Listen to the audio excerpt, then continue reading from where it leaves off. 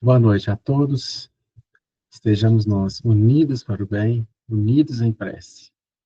Com o Mestre Jesus, com o Pai Tomé, com toda a nossa falante, como se estivéssemos lá em nossa casa, no Progresso 1190, iluminando a cada um de nós e a nossa família. A gente faz a leitura do livro psicografado por Chico Xavier, editado pelo Espírito Emmanuel, Pão Nosso. Lição número 33. Trabalhemos também. E dizendo: Varões, por que fazeis essas coisas? Nós também somos homens como vós, sujeitos às mesmas paixões. Atos, capítulo 14, versículo 15. O grito de Paulo e Barnabé ainda repercute entre os aprendizes fiéis. A família cristã muitas vezes ha desejado perpetuar a ilusão dos habitantes de Listra. Os missionários da revelação não possuem privilégios ante o testemunho pessoal no serviço. As realizações que poderíamos apontar por graça ou prerrogativa especial nada mais exprimem senão o profundo esforço deles mesmos no sentido de aprender e aplicar com Jesus. O Cristo não fundou com sua doutrina um sistema de deuses devotos separados entre si. Criou um vigoroso organismo de transformação espiritual para o bem supremo, destinado a todos os corações sedentos de luz, amor e verdade. No Evangelho, vemos Madalena arrastando dolorosos enganos, Paulo perseguindo ideais salvadores, Pedro negando o divino amigo, Marcos em luta com as próprias hesitações. Entretanto, ainda aí, contemplamos a filha de Magdala, renovada no caminho enriquecedor, o grande perseguidor convertido em arauto da Boa Nova, o discípulo frágil conduzido à glória espiritual e o companheiro vacilante transformado em evangelista da humanidade inteira. O cristianismo é fonte bendita de restauração da alma para Deus. O mal de muitos aprendizes procede da idolatria a que se entregam em derredor dos valorosos expoentes da fé viva, que aceitam no sacrifício a verdadeira fórmula de elevação. Imaginam-nos em tronos de fantasia e rojam-se-lhes aos pés, ou seja, e ajoelham-se-lhes aos pés, sentindo-se confundidos, inaptos e miseráveis, esquecendo que o Pai concede a todos os filhos as energias necessárias à vitória.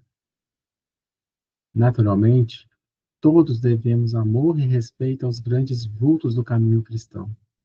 Todavia, por isto mesmo, não podemos olvidar que Paulo e Pedro, como tantos outros, saíram das fraquezas humanas para os dons celestiais, e que o planeta terreno é uma escola de iluminação, poder e triunfo, sempre que buscamos entender a grandiosa missão.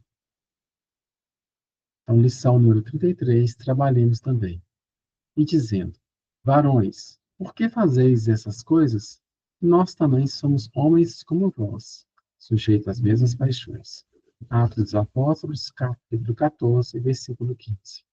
Boa noite a todos, boa noite a todas.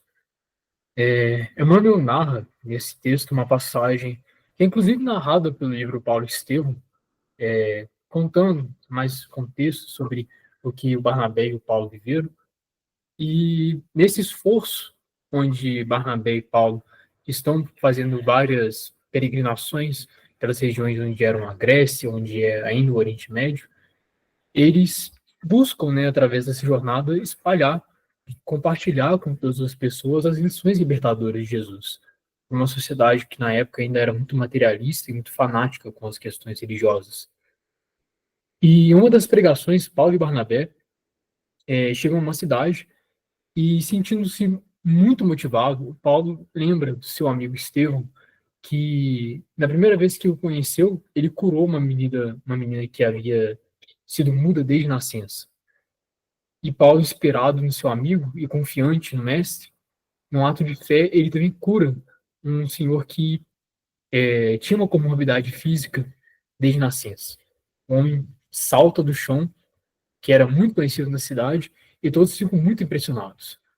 Naturalmente, Paulo e Barnabé ficam extremamente felizes por causa que percebem que Jesus estava ajudando eles diretamente nos seus labores evangélicos. Contudo, as pessoas da cidade interpretam mal o ato de Paulo e Barnabé.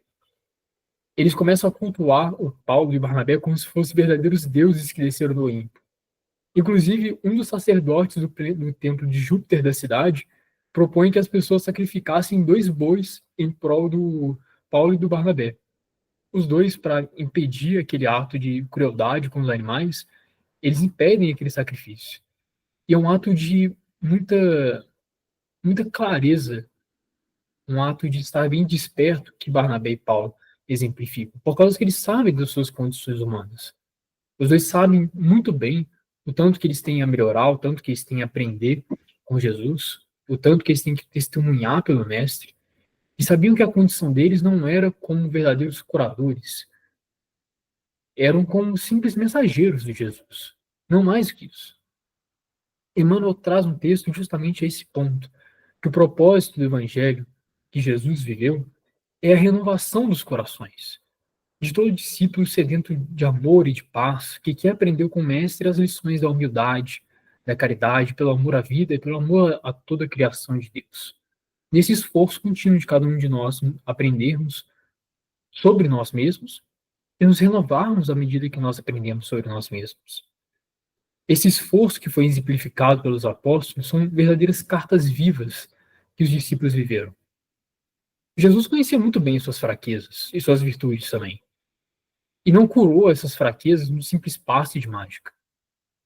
Eles tiveram que passar por duras provações, por duras lições na vida, assim como o próprio Emmanuel narra nesse texto, para finalmente aprenderem aquilo que eles precisavam para a sua própria libertação, seguindo o Mestre como exemplo. Não tem mal nenhum a gente se inspirar nesses apóstolos, nesses discípulos do Evangelho que viveram ao longo dos vários séculos. Na verdade, é muito bom que a gente se inspire no esforço deles para também querermos fazer o nosso melhor. O que não é, o que é descabido é nós idolatrarmos esses discípulos como deuses. Nos sentirmos muito afastados deles, como que aquilo que eles conseguiram conquistar fosse impossível. Esse distanciamento que a gente cria com essas pessoas que fazem o aprimoramento espiritual é que impede nós também querermos serem a melhor versão de nós mesmos. A Arlinda já fez várias palestras com muito mais embasamento do que eu sobre isso, mas é a mais pura verdade. Nós temos que ser a melhor versão de nós mesmos, e foi isso que esses discípulos fizeram. A reencarnação, que eles mesmos estão submetidos, assim como nós, foi um momento de aprendizado, de renovação, de provas difíceis e até às vezes muito amargas, e sacrifícios pessoais que são necessários para a conquista espiritual que nós tanto queremos. O nosso querido Francisco de Assis, que nós sempre fazemos a oração dele, o Orlando coloca as músicas sobre ele. Conhecendo a história de Francisco, a gente descobre que ele era um simples rapaz que queria viver a proposta de Jesus, queria viver a proposta do Evangelho, queria aprender com ele, numa busca de paz e completude, não muito diferente do que nós estamos fazendo aqui hoje. Vamos então levar nosso pensamento ao Mestre e agradecer por esse momento que nós estamos juntos. Vamos todos nos unir em pensamento, criando uma corrente de amor e de paz, e pedir intimamente ao Mestre aquilo que nós buscamos no fundo do nosso coração.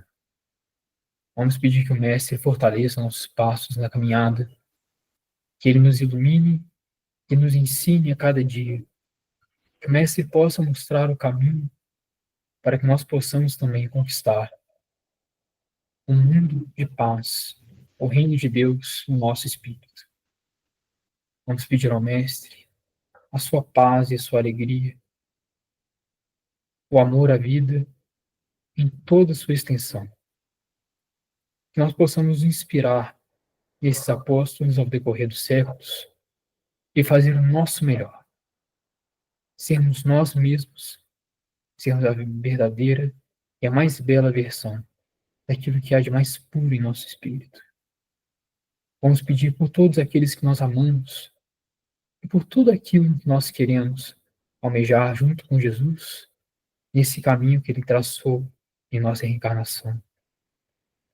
Vamos nos conectar com os nossos guias espirituais, que nos amparam, que nos ensinam e que trabalham por Jesus para nos ajudar a nos renovar, a nos ajudar a encontrar a paz e a alegria em todos os aspectos da vida.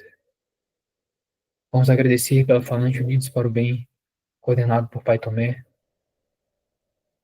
e agradecer e pedir a Jesus que ampare o trabalho dessa falange, todos os trabalhadores espirituais, todos os guias que atendem na casa e também atendem os espíritos desencarnados no mundo espiritual, que Jesus fortaleça-nos com bom ânimo e energias mais belas que existem no universo. Que o Senhor Jesus seja com o espírito de todos nós. Vamos pedir pela fluidificação de nossas águas, de nosso corpo físico, mental e espiritual. Que o Mestre fortaleça nossas forças e que junto dele possamos ser verdadeiros instrumentos da paz. Que a vontade do Mestre seja feita em nós. Que amor, esperança e bom ânimo seja com todos nós, encarnados ou desencarnados. Que o Senhor seja conosco, hoje e sempre. Pai nosso que estais no céu, santificado seja o vosso nome. Venha a nós o vosso reino, e que seja feita a vossa vontade, assim na terra como nos céus. O pão nosso de cada dia dai-nos hoje. Perdoai-nos as nossas ofensas, assim como nós perdoamos aqueles que nos têm nos ofendido. E não deixemos cairmos em tentações, mas livrai-nos do mal. Amém.